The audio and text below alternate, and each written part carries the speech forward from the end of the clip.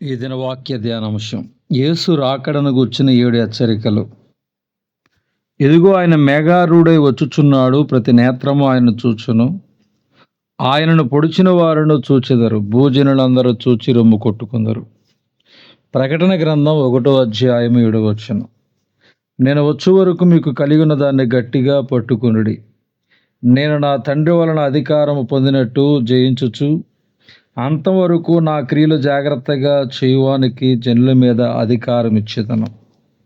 ప్రకటన గ్రంథం 2వ అధ్యాయము 25-26 వచనాలు. నువ్వెలాగ ఉపదేశం పొందుతావో, ఎలాగ వింటువో జ్ఞాపకము చేసుకుని దాన్ని గైకొనుచు మారు మనసు పొందుము. నువ్వు జాగారకుడవై ఉందువని ఎడల నేను దొంగవలే వచ్చేదనో, ఏ గడియనో నీ మీదకు వచ్చేదనో నీకు తెలియదని ప్రకటన గ్రంథం 3వ అధ్యాయం 3వ వచనంలో చెప్పబడింది. నేను త్వరగా వచ్చుచున్నాను, ఎవడనో నీ కిరీటము సంహరింపబడకుండానట్లు నీ కలిగిన దాన్ని గట్టిగా పట్టుకునము. ప్రకటన గ్రంథం 3వ అధ్యాయము 11వ వచనం. ఇదిగో నేను త్వరగా వచ్చుచున్నాను. ఈ గ్రంథములోని ప్రవచన వాక్యములు గైకొనవాడు ధన్యుడని ప్రకటన గ్రంథం 22వ అధ్యాయం 7వ వచనంలో చెప్పబడింది. ఇదిగో త్వరగా వచ్చుచున్నాను, వాని క్రియ చొప్పున ప్రతివానికిచ్చుటకు నేను సిద్ధపరిచిన జీతము నా యొద్ద ఉన్నదని ప్రకటన గ్రంథం 22వ అధ్యాయము 12వ వచనంలో చెప్పబడింది. ఈ సంగతులను గుర్చి సాక్ష్యం ఇచ్చేవాడు అవును, త్వరగా వచ్చుచున్నానని చెప్పుచున్నాడు, ఆమేన్, ప్రభు అయిన యేసు రమ్ము అని ప్రకటన గ్రంథము 22వ అధ్యాయం 20వ వచనంలో చెప్పబడింది. ప్రభు అయిన యేసు క్రీస్తు త్వరలో మేఘారూఢై రాబోతున్నాడు. ఆయన వచ్చినప్పుడు బుద్ధి కలిగిన కన్యకల వలె మెలకువగా ఉంటే యేసయ్యతో కొనుక్కోబడతామో, అలా కాకుండా ఆయన వచ్చినప్పుడు ఎవరైతే రక్షణ లేకుండా బ్రతుకును మార్చుకోకుండా పాపిష్టి క్రియలు విడిచిపెట్టకుండా ఉంటారో వారు విడవబడతారు. ఆ రోజు విడవబడిన వారు రొమ్ము కొట్టుకుంటారని, ప్రలాపిస్తారని, ఏడుస్తారని వాక్యం సెలవిస్తుంది. ప్రియ సహోదరి, సహోదరుడా, నువ్వు రక్షించబడ్డావా? క్రీస్తుని నీ సొంత రక్షకునిగా అంగీకరించి నీ జీవితాన్ని మార్చుకున్నావా? ప్రతి పాపమును విడిచిపెట్టి జయ జీవితాన్ని జీవిస్తున్నావా? ఆయన వచ్చినప్పుడు విడవబడిన వారి స్థితి బహుభయంకరంగా ఉంటుందని బైబిల్ సెలవిస్తుంది.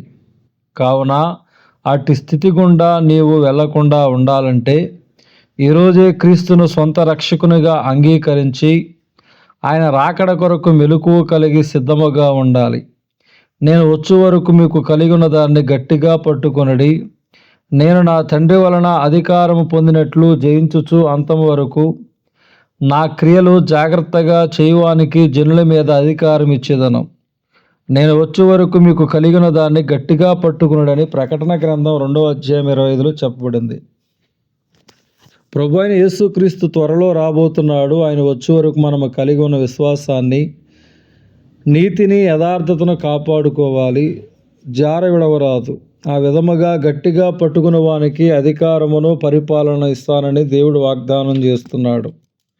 ప్రకటన గ్రంథం 3వ అధ్యాయం 11 నుంచి చూస్తున్నాం. ఈ లోక ఐహిక విచారము చేత, ధన సంపాదనలో, పేరు ప్రఖ్యాతులలో, శరీర సంబంధమైన కార్యములలో మునిగి తేలుతూ ఉన్నట్లయితే విడవబడతారు, తలుపులు మూయబడతాయి. మత్తయి సువార్త 25వ అధ్యాయము 1-13 చూస్తున్నాం. నీవు జాగారకుడవై ఉండని ఎడల నేను దొంగవలే వచ్చేదను. ఏ గడి అయినను నీ మీదకి వచ్చేదనో నీకు తెలియదు. నేను త్వరగా వచ్చుచున్నాను, ఎవడనో నీ కిరీటము సంహరింపబడకున్నట్లు నీకు కలిగిన దాన్ని గట్టిగా పట్టుకొనమని ప్రకటన గ్రంథం 3వ అధ్యాయం 11లో చెప్పబడింది. ప్రభు అయిన యేసుక్రీస్తు త్వరలో రాబోతున్నాడు. మనకు తెలియకుండా, మనకు చెప్పకుండా దొంగవలే వస్తానంటున్నాడు. కావున మనము ప్రతి గడియ ఆయన రాక కొరకు సిద్ధముగా ఉండాలి. ఎప్పుడు యేసయ్య భూమి మీదకు వచ్చి తన రక్తములో కడగబడిన వారిని పరలోకము తీసుకుని వెళ్ళే గడియ దేవుడు ఎప్పుడు కేటాయించాడో అది ఎవ్వరికీ తెలియదు. యేసు ఎప్పుడు వస్తాడో వాస్తవంగా యేసయ్యకే తెలియదు, కానీ ఆయన మాత్రం ఖచ్చితంగా వస్తాడు. అలా ఆయన వచ్చినప్పుడు మనము భూమి మీద మిగిలిపోకుండా ఉండాలంటే మనం మారు మనసు పొందుకుని సిద్ధంగా ఉండాలి. యేసు ఎప్పుడైనా రావచ్చు. ఆయన వచ్చే నెల రావచ్చు, వచ్చే వారమే రావచ్చు, ఈరోజే రావచ్చు, ఈ గడియలోనే రావచ్చు. 7 సార్లు యేసు రాకను గురించి హెచ్చరించబడింది. 7 అనగా పరిపూర్ణతకు, సంపూర్ణతకు గుర్తు. ఆయన వచ్చినప్పుడు నీవు నేను సంపూర్ణముగా సిద్ధముగా ఉంటామని, ఆయన రాకడలో కొనుపోబడతామని దేవుడు 7 సార్లు హెచ్చరించాడు. ప్రియ సహోదరి సహోదరుడా, నువ్వు సిద్ధమేనా? ఏ దినము నీ ప్రభువు వచ్చునో మీకు తెలియదు గనక మెలకువగా ఉండడని మత్తయి సువార్త 24వ అధ్యాయము 42వ వచనంలో చెప్పబడింది. దేవుడి దిన వాక్య ధ్యానం దేవుడు దీవించునుగాక. ఆమేన్.